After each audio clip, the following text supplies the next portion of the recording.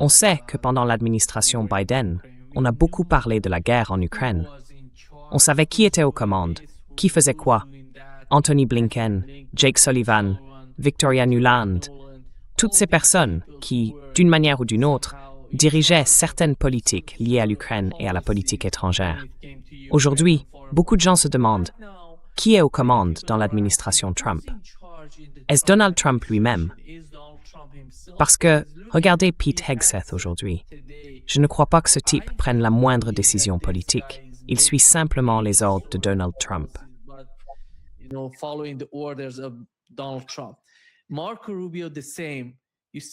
Marco Rubio, c'est pareil. On ne voit aucune trace des politiques de Marco Rubio quand il s'agit de l'Ukraine ou du Moyen-Orient. Il ne négocie même pas sur l'un ou l'autre de ces deux fronts. Et on l'a vu en Arménie, en train de signer un accord. Personne ne semble comprendre pourquoi. Mais au final, on ne voit pas Rubio participer aux grandes questions de la politique étrangère des États-Unis. Alors, qui dirige vraiment? Est-ce le lobby israélien, avec l'influence qu'il exerce sur Donald Trump? Ou bien est-ce Donald Trump lui-même qui prend ses décisions? Quelle est votre analyse là-dessus? Well, it's not the Israeli. The Israeli lobby had, got us involved in this war, but we lost the war, and Israel no longer has a vote. I mean, let's just be clear about it. Israel has no vote. They can scream, they can shout, but they're irrelevant. This is about domestic American politics. That's what drives Donald Trump. And if he can't sell it to a domestic American audience, he pays a political price. Il en paie le prix politiquement. Alors oublions Israël. Parlons plutôt d'Hegseth. Hegseth a soutenu une guerre qu'on ne peut pas gagner. C'est lui qui devrait en payer le prix.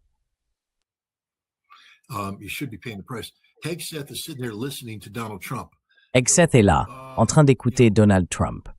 Vous savez, l'OTAN ne nous est pas venu en aide, donc on va commencer à réduire notre engagement dans l'OTAN.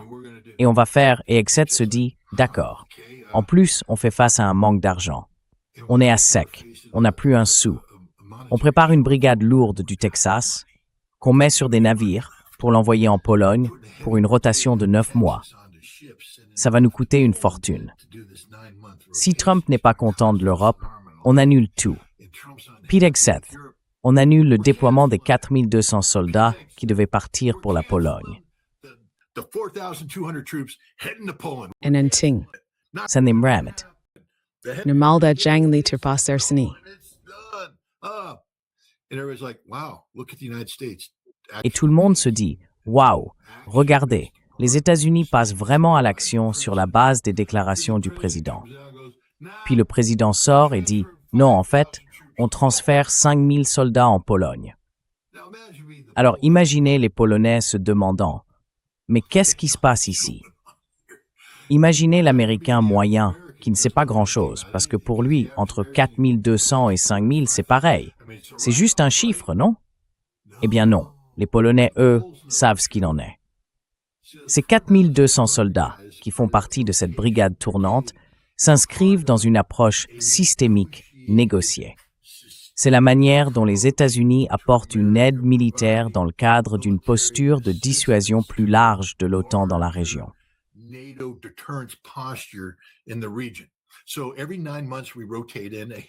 Tous les 9 mois, on fait tourner une brigade blindée lourde.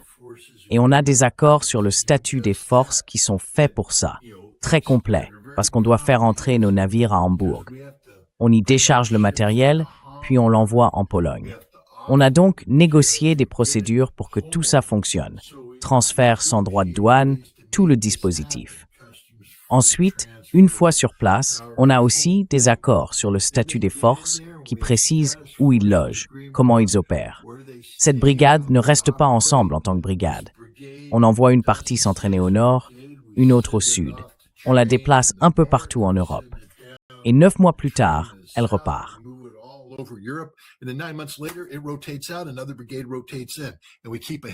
Une autre brigade prend la relève et on garde une brigade lourde sur place. Vous voyez, c'était ça l'idée. Les 5000 soldats dont Trump parle, c'est une brigade Stryker, je crois, basée en Allemagne. C'est une brigade Stryker, donc avec des blindés légers.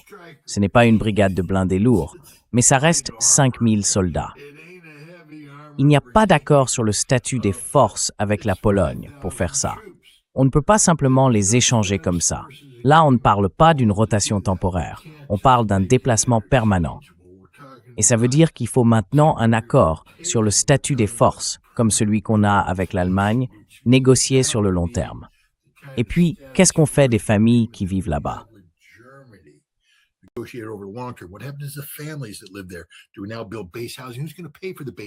Alors, est-ce qu'on construit maintenant des logements sur la base? Et qui va payer pour ces logements? On parle de milliards de dollars d'infrastructures à mettre en place avant même de pouvoir envisager de transférer ces 5000 personnes. Et surtout, le Congrès doit approuver tout ça. Or, le Congrès n'a absolument pas été consulté. Même les fidèles de Trump disent « on n'a jamais entendu parler de ce projet et ça n'arrivera pas ». Donc, du point de vue polonais, la réalité, c'est qu'ils ne verront jamais arriver les 4200 soldats et que ces 5000 soldats ne viendront jamais ici. Résultat, ils n'obtiennent rien, rien du tout. Voilà la réalité de la politique menée par Trump.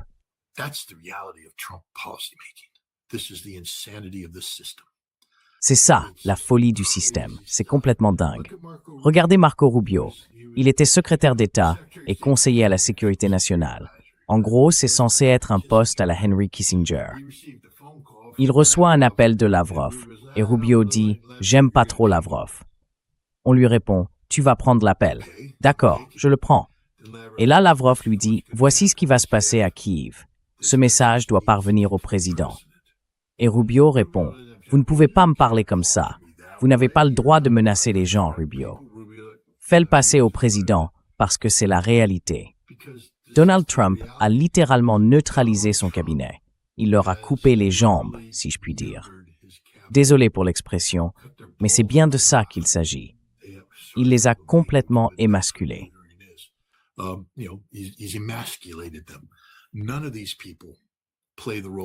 Aucune de ces personnes ne joue le rôle d'un cabinet traditionnel. La seule qui a essayé, Tulsi Gabbard, a dû démissionner. Officiellement, c'était pour la santé de son mari, et je ne remets pas ça en cause, c'est vrai. Mais d'autres ont réussi à rester en poste, tout en s'occupant de proches malades, tant qu'ils allaient bien eux-mêmes. Mais Trump n'était pas content d'elle, parce qu'elle avait osé le contredire sur des sujets majeurs, comme l'Iran et son programme nucléaire. Du coup, elle a été écartée des discussions plus larges sur l'Ukraine, sur la guerre en Iran, et ainsi de suite. Alors elle a fini par démissionner. On ne peut pas lui couper les couilles, puisqu'elle n'en a pas. Et pourtant, en tant que femme, elle en a plus que tous les autres membres du cabinet réunis.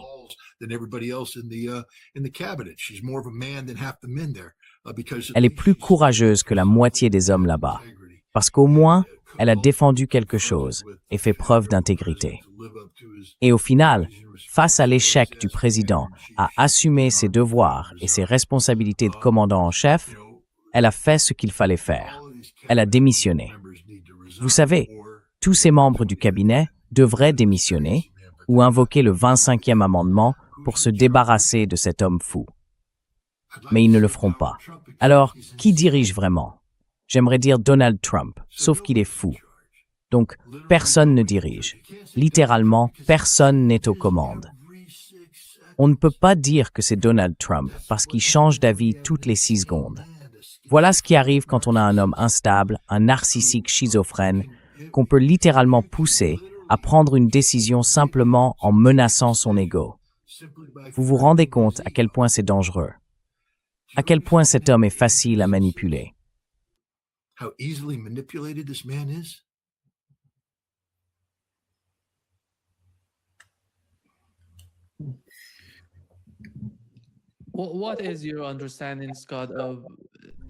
Scott, quelle est votre compréhension du champ de bataille entre Israël et le Liban, essentiellement dans le sud du Liban? Parce qu'on voit de plus en plus d'images qui en viennent. Ils frappent des soldats israéliens, des systèmes de communication, les batteries du dôme de fer, enfin, ils frappent tout. Ils essaient de mettre en place une sorte de protection pour le matériel qu'ils ont dans le sud du Liban. Mais visiblement, ça n'a pas marché.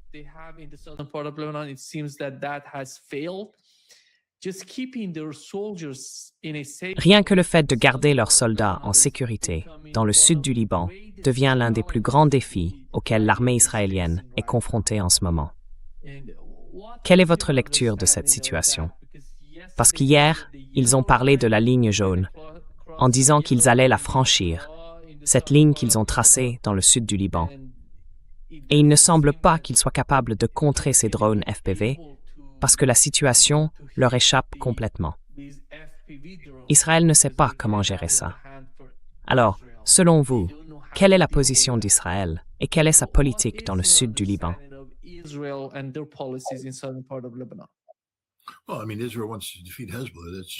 Eh bien, je veux dire, Israël veut vaincre le Hezbollah. C'est un objectif stratégique. Il travaille là-dessus sur plusieurs fronts. Mais au bout du compte, pour vaincre le Hezbollah, il faut gagner sur le champ de bataille. Et en ce moment, Israël est bloqué sur la ligne jaune. Ils sont coincés là. À chaque fois que leurs forces essayent de percer, elles se font battre à plate couture par le Hezbollah. Les forces Radwan sont tout simplement meilleures que les forces de défense israéliennes dans un combat direct. Israël essaye de rassembler des troupes pour percer. Mais le problème, quand on concentre des forces, c'est que cette concentration doit pouvoir durer. Il faut assurer la logistique pour que cette masse ait la capacité d'avancer.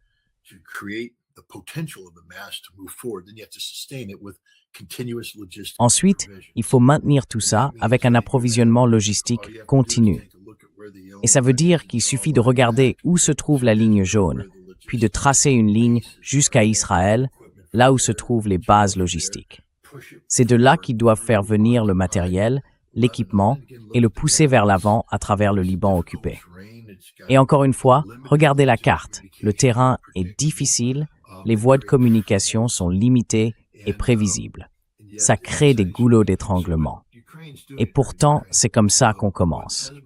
Donc, ce que fait le Hezbollah en ce moment, c'est utiliser des drones FPV, non seulement pour affaiblir les Israéliens sur les lignes de front, mais surtout pour contrôler jusqu'à 20, 30, voire 40 kilomètres en profondeur.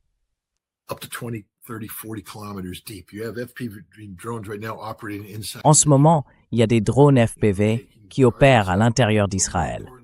Ils frappent des cibles, bien sûr, mais surtout ils perturbent la logistique, ce qui veut dire qu'on ne peut plus mener d'offensive. Je ne peux pas lancer une opération offensive avec une logistique qui s'essouffle. Parce qu'une fois que je m'engage vraiment. Je donne l'ordre d'avancer et derrière, il faut des renforts, du soutien, une pression continue sur l'ennemi.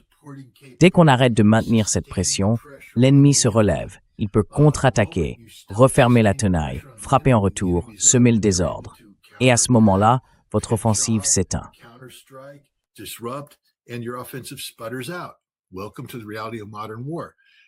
Bienvenue dans la réalité de la guerre moderne. Ce que fait le Hezbollah en ce moment, c'est que pendant qu'Israël essaye d'avancer, il sape la capacité de tenir dans la durée avec ses attaques de drones FPV. Il frappe la logistique, les ravitaillements, la structure des forces, et Israël n'a pas encore trouvé de réponse à ça. Le Hezbollah est encore en train d'apprendre à s'en servir, pour commencer. Ils en ont quelques-uns, mais ce n'est pas un nombre énorme. Ils n'ont pas encore lancé d'essaims de drones, ils apprennent simplement à le faire. Et on l'a bien vu au début, sur certaines vidéos. Ils étaient prudents, un peu hésitants dans leurs manœuvres, et ainsi de suite.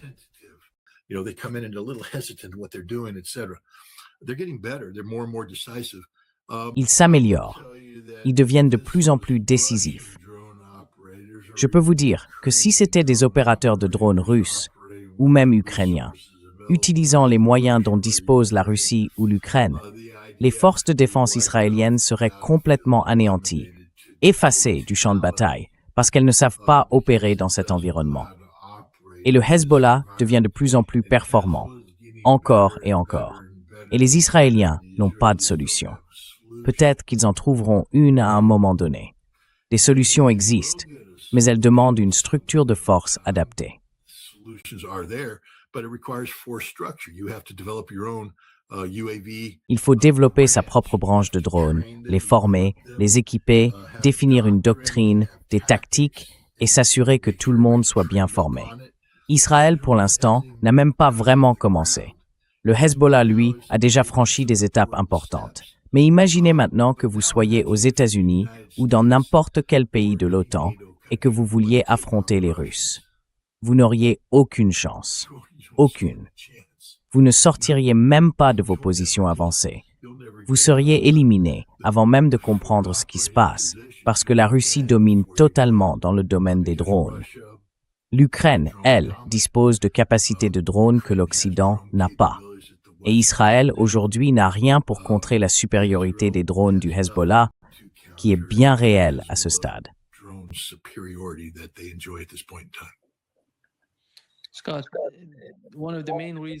Scott, l'une des principales raisons pour lesquelles on ne parle plus de la guerre en Ukraine, c'est que Donald Trump a provoqué un énorme chaos au Moyen-Orient, et ça a eu un impact sur l'économie mondiale. Et tout le monde, chacun de nous, moi, je suis ici au Brésil, notre économie a été touchée par la crise dans le Golfe Persique, autour du détroit d'Ormuz.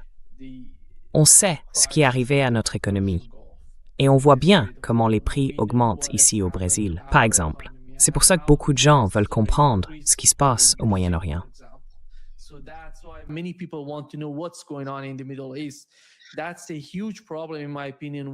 À mon avis, c'est un énorme problème quand on regarde ce qui se passe en Ukraine. L'escalade continue, encore et encore, avec les attaques de drones ukrainiens contre des civils en Russie, ce qui aggrave encore la situation.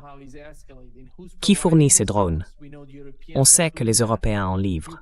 Les Ukrainiens en fabriquent aussi eux-mêmes. Et le résultat de cette production de drones, c'est une nouvelle escalade. C'est pour ça que la Russie a de nouveau utilisé un missile russe en Ukraine. À quel point la situation devient-elle dangereuse sur le champ de bataille entre la Russie et l'Ukraine?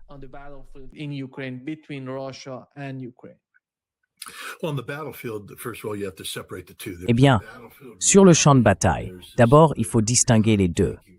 Il y a la réalité du terrain, et puis il y a cette autre réalité qui se joue en parallèle. Les opérations ukrainiennes de drones à longue portée ont un certain impact sur la Russie, mais c'est surtout psychologique. C'est une guerre psychologique, une guerre mentale, comme on dit. L'objectif, c'est d'instiller un sentiment d'impuissance, de semer le doute et la désillusion vis-à-vis de Vladimir Poutine, et ainsi de suite. Il ne s'adresse pas aux élites libérales russes. Elles n'existent plus. Elles n'ont plus de poids politique. Il s'adresse aux vrais patriotes, à ceux qui veulent gagner cette guerre, mais qui commencent à sentir que la Russie ne peut pas la gagner, que Poutine ne la gagnera pas, qu'il ne sait pas comment la gagner.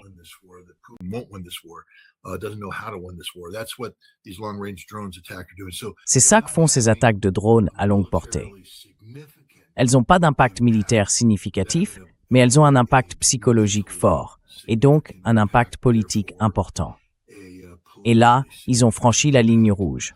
Ils ont frappé une école de filles, enfin, une école avec des professeurs et des élèves, surtout des filles qui sont mortes.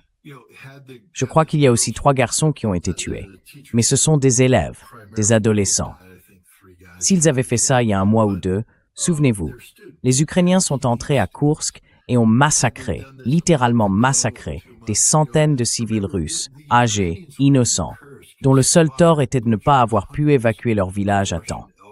Alors, quand les nazis sont arrivés, des nazis au sens propre, ils les ont violés, assassinés, démembrés et ont laissé leur corps pourrir.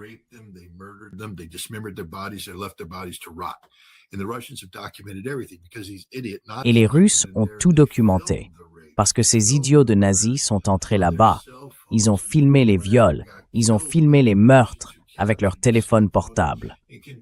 Ensuite, ils sont sortis, ils se sont fait tuer par les Russes, qui ont récupéré les téléphones et peuvent prouver les crimes. Mais ça n'a pas poussé la Russie à changer de logique. Poutine mène une guerre très bien équilibrée qu'il est en train de gagner d'ailleurs. Je me fiche de ce que disent les réseaux sociaux pro-ukrainiens. Les faits sont les faits. Poutine a stabilisé la situation économique de la Russie, il a renversé la tendance, et son économie est en croissance, totalement mobilisée pour l'industrie de défense, qui produit les armes nécessaires. Et il dispose d'une base géopolitique solide et stable, grâce à la diplomatie, pour rassembler, vous savez, la Chine et d'autres autour de la construction d'un monde multipolaire. Et il a obtenu que la Chine reconnaisse que l'Ukraine est pour la Russie, ce que Taïwan est pour la Chine.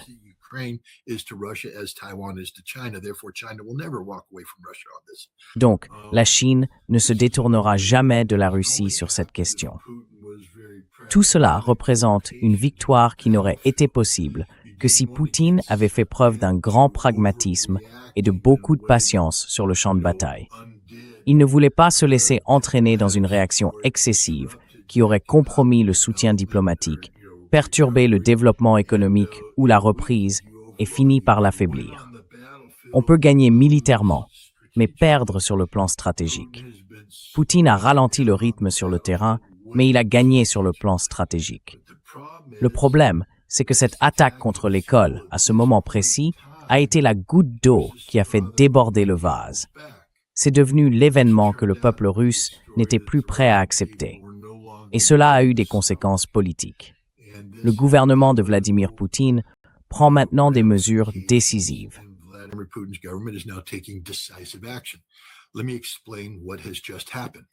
Laissez-moi vous expliquer ce qui vient de se passer. L'Ukraine a perdu la guerre. L'OTAN a perdu la guerre. L'Europe a perdu la guerre. Vous ne gagnerez pas. Ils ne gagneront pas. C'est impossible de gagner, parce que la Russie considère désormais que c'est une question existentielle. On va assister à l'effacement de l'Ukraine, à l'effacement physique de l'Ukraine. Vous savez, le président de la commission de la défense à la Douma a donné une interview où il a développé les déclarations du ministère des Affaires étrangères et du ministère de la Défense. Mais, en gros, ce qui va arriver à l'Ukraine va continuer jusqu'à ce que l'Ukraine accepte une reddition sans condition. C'est tout. La Russie a fait ce choix maintenant. Ce n'est plus un débat, ce n'est plus une discussion. On n'a plus besoin de se demander ce que voulait dire Sergueï Karaganov ou tel autre. On sait maintenant. Du moins, on sait ce que dit la Russie.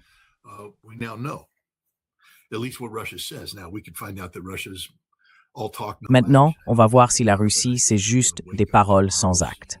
Moi, je ne le pense pas. Mais je crois que demain matin, vous allez vous réveiller dans une réalité complètement différente sur le terrain. Ou très bientôt. La Russie a donné un préavis suffisant pour que les gens quittent Kiev. 48 heures, à mon avis, c'est largement assez. Donc, on verra ce qui se passe cette nuit. Ça pourrait arriver très vite. Et ce ne sera pas juste une frappe aérienne, this morning, pas une seule. Je pense qu'on va en voir toute une série. On va voir arriver tout un ensemble de moyens militaires. Et ça va durer. Ça va pas s'arrêter. Ce ne sera pas une opération ponctuelle. C'est la fin de l'Ukraine. Et si l'Europe veut s'en mêler, ce sera la fin de l'Europe aussi. Je pense que la Russie en est arrivée à un point où elle en a fini de jouer à des jeux stupides avec des gens stupides. Voilà où on en est.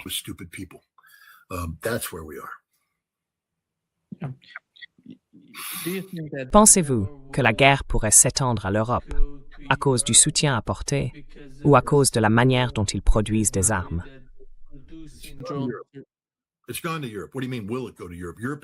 C'est parti pour l'Europe. Qu'est-ce que vous voulez dire? Est-ce que ça ira en Europe? L'Europe participe activement à ce conflit. Donc oui, la guerre ira en Europe. L'Europe veut jouer. Franchement, c'est incroyable. L'Europe ne cesse de dire « Nous voulons la guerre. Nous la voulons. Nous voulons faire la guerre. » La France dit « Nous sommes prêts pour la guerre. » L'Angleterre « Nous sommes prêts pour la guerre. » L'Allemagne, nous sommes vraiment prêts pour la guerre. L'OTAN, nous sommes prêts pour la guerre. Les pays baltes, nous sommes prêts pour la guerre. Pas seulement prêts, mais nous voulons la guerre. Nous la cherchons, nous serons en guerre. Nous sommes en guerre. C'est une citation de Pistorius, le ministre allemand de la Défense. Nous sommes en guerre avec la Russie. Eh bien les gars, pas besoin de le demander deux fois. Vous voulez une guerre? Vous allez la voir.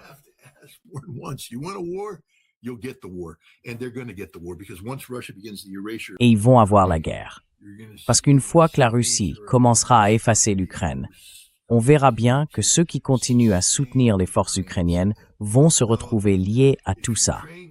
Si l'Ukraine continue de lancer des drones, et vous savez, Zelensky a promis un grand mois de juin. Un grand mois de juin. Ça veut dire, il va tout attaquer. Les Britanniques lui donnent des drones. Les Allemands lui donnent des drones. Tout le monde lui en donne. L'OTAN lui fournit du renseignement. Et il va littéralement inonder la Russie de drones. Eh bien, la Russie va effacer l'Ukraine. On sait que c'est en train d'arriver. Mais ensuite, ils vont commencer à effacer l'Europe. L'Europe a fait ce choix.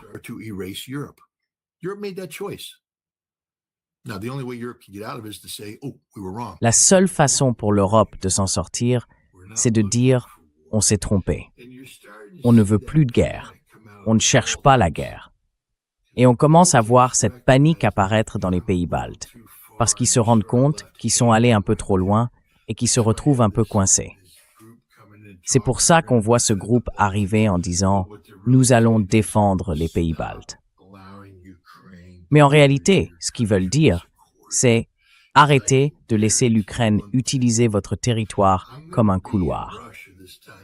Parce que je peux vous garantir une chose. La semaine prochaine, à la même heure, je serai en Russie pour participer au Forum économique international de Saint-Pétersbourg. C'est un événement majeur, plus important encore que Davos. Beaucoup de gens y seront, et ainsi de suite. Et si l'Ukraine lance des attaques de drones pour perturber le Forum économique international de Saint-Pétersbourg, la situation deviendra encore pire pour elle.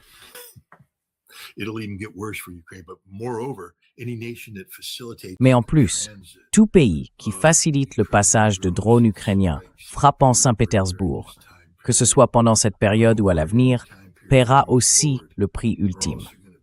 Naryshkin, le chef des services de renseignement russes, a identifié, je crois, 7 centres de décision liés aux opérations de drones ukrainiens sur le sol letton. Et tout le monde se regroupe en disant « Ah non, on ne peut pas en parler, ce n'est pas vraiment en train de se passer ». Mais ils savent tous quelle est la vérité. Les Lettons savent quelle est la vérité.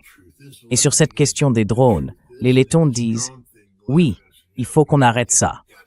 Et ils le disent parce qu'ils savent que la Russie les éliminera. Il suffit de regarder la production russe. La Russie a déclaré être passée à la production en série d'un drone en août de l'année dernière.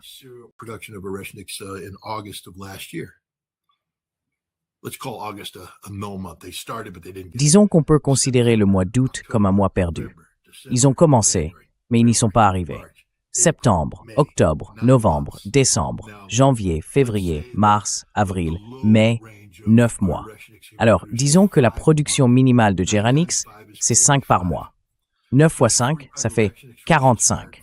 Donc 45 Geranix. La Russie en a tiré 3. Il en reste 42. Moi, je dis que la production pourrait monter jusqu'à 25 par mois, d'après mon expérience, mes observations directes à Votkinsk. Mais c'est probablement pas le cas, parce qu'il y a des ressources concurrentes dans les chantiers qui utilisent aussi des éléments communs avec le Geranix. Donc, on ne peut pas, comme on dit, déshabiller Pierre pour habiller Paul. Alors, disons qu'au lieu de 25, ils en produisent 12. C'est un bon chiffre médian. 12. 9 fois 12, ça fait 108. Pas 118. 108. J'avais raison? Oui, 108. 108, c'est ça. Les maths version marine. Franchement, allez. Oui, 108. 108. 108. You're right. Marine math. I mean, come on. Yeah, 108. I said 118. J'ai d'abord dit 118, mais je me suis dit non, ça peut pas être ça. Ouais, 108. Mais t'as trouvé juste après. Parce que de temps en temps, ça fait tilt. Mais le point, enfin je compte sur mes doigts, ce que je veux dire, c'est que 108, c'est complètement différent de 42 en termes de capacité. L'autre chose, c'est que la Russie ne va jamais plus vite que ce qu'elle peut faire. Elle ne se précipite pas, pour ainsi dire. Quand la Russie prend une décision, elle a les ressources pour la soutenir. Depuis le début, on entend des gens dire « La Russie va manquer de missiles ». Et moi je dis « La Russie ne manquera jamais de missiles ». Quand la Russie s'engage dans quelque chose, c'est parce qu'une décision a été prise, celle de pouvoir maintenir cette activité, et d'alimenter cette activité sans compromettre ses capacités stratégiques globales.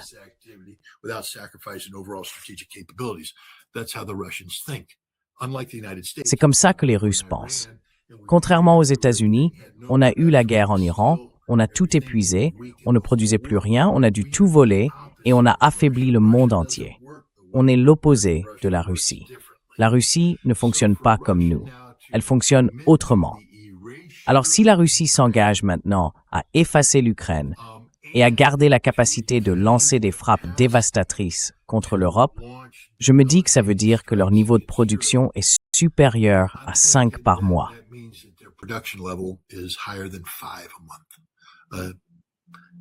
Je peux me tromper, je ne sais pas.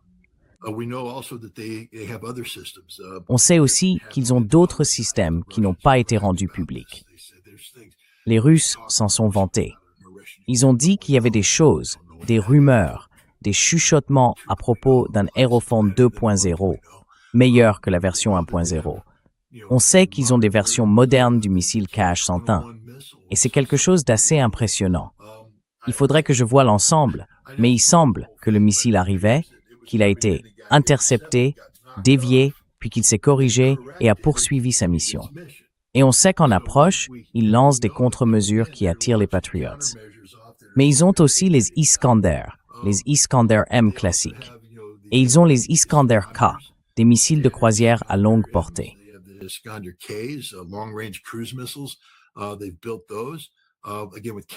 Ils ont construit tout ça, encore une fois, avec des contre-mesures. Les Russes disposent simplement d'un grand nombre de systèmes. Ils pourraient même utiliser les Yars avec des ogives hypersoniques manœuvrant avant-garde non nucléaires pour frapper d'autres cibles.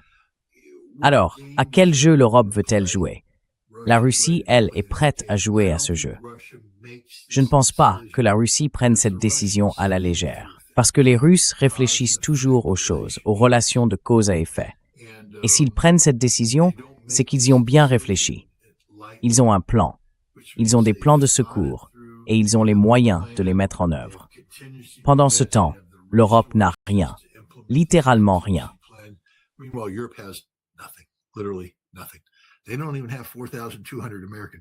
Ils n'ont même plus les 4200 soldats américains qui devaient venir. Parce que tu vois, le Pentagone a dit non, on annule tout ça. C'est incroyable. Mais la moitié du matériel est déjà chargé sur des navires. Maintenant, il faut tout décharger. Ils avaient même envoyé des hommes et des femmes en Pologne, en éclaireur. Ils doivent rentrer chez eux. Et cette pagaille, j'ai été dans l'armée, moi. Quand une unité part en mission, ça veut dire que les soldats ont déjà pris toutes leurs permissions ou qu'ils ont déplacé leur famille. Beaucoup l'ont fait, parce que, tu sais, on ne peut pas laisser sa femme avec un nouveau-né dans une maison de base. Donc tu as déjà renvoyé ta femme chez elle.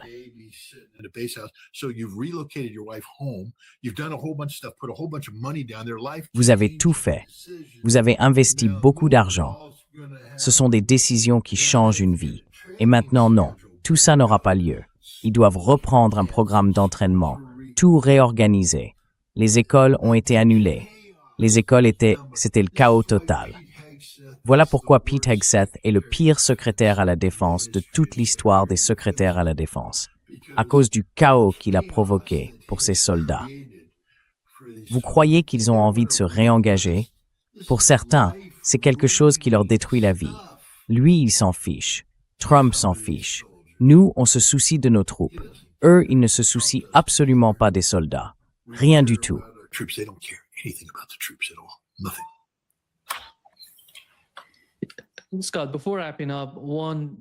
Scott, avant de conclure, je me souviens que le colonel Wilkerson avait dit un jour que le pays le plus dangereux d'Europe, c'est la Pologne, à cause de certaines personnes irrationnelles qui dirigent le pays. D'ailleurs, ce sont des responsables politiques polonais. L'un d'eux, c'est Sikorski. Et voici ce qu'il a déclaré.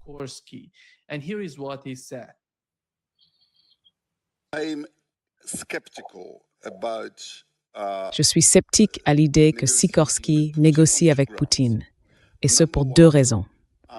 D'abord, quand on est dictateur depuis plus de 20 ans, tout le monde vous ment. Et ces dictateurs finissent toujours par abandonner une partie de leurs exigences maximalistes trop tard, parce qu'ils ne connaissent pas vraiment la situation dans laquelle ils se trouvent.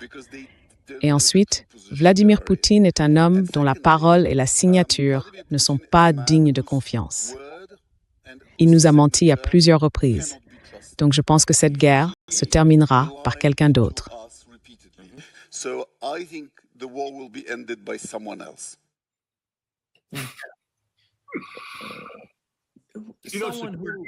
Bien sûr, c'est, tu sais, un criminel.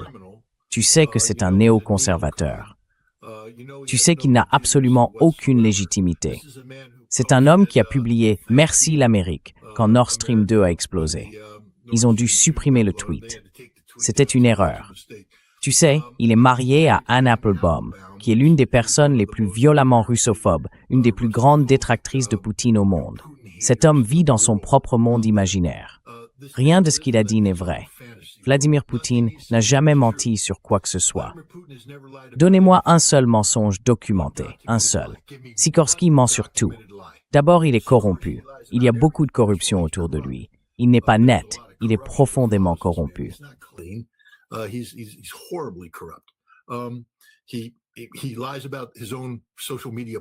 Il ment même sur ses propres publications sur les réseaux sociaux. De quoi Vladimir Poutine a-t-il menti, lui? Vladimir Poutine a été honnête sur absolument tout ce qu'il a entrepris, parce que c'est ce que font les dirigeants légitimes. Ils ne mentent pas. Vous savez, regardez Kiev. Est-ce que les États-Unis et Israël ont prévenu l'Iran à l'avance qu'ils allaient mener une frappe de décapitation le 28 février? Non. Est-ce que des civils ont été touchés par ça? Donc, selon le droit international, on est censé donner un avertissement préalable, un avertissement suffisant, avant toute frappe militaire susceptible d'affecter des civils. C'est une obligation légale. Vladimir Poutine est aujourd'hui le seul dirigeant au monde à donner ce genre d'avertissement à l'avance. Le seul.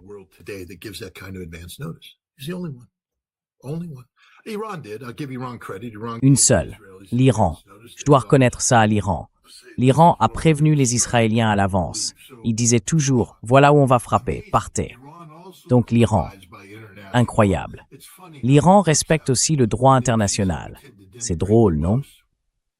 Les pays qu'on a tendance à le plus dénigrer sont souvent ceux qui respectent le plus la loi. Je veux dire, c'est nous qui avons assassiné Qassem Soleimani alors qu'il essayait de négocier la paix dans la région. C'est nous qui tuons Ali Khamenei chez lui. Et pourtant, les Iraniens préviennent Israël à l'avance. Ils vont frapper un endroit et les gens partent. Et la Russie a fait la même chose à Kiev. Donc Sikorsky est fou, mais Sikorsky, ce n'est pas la Pologne.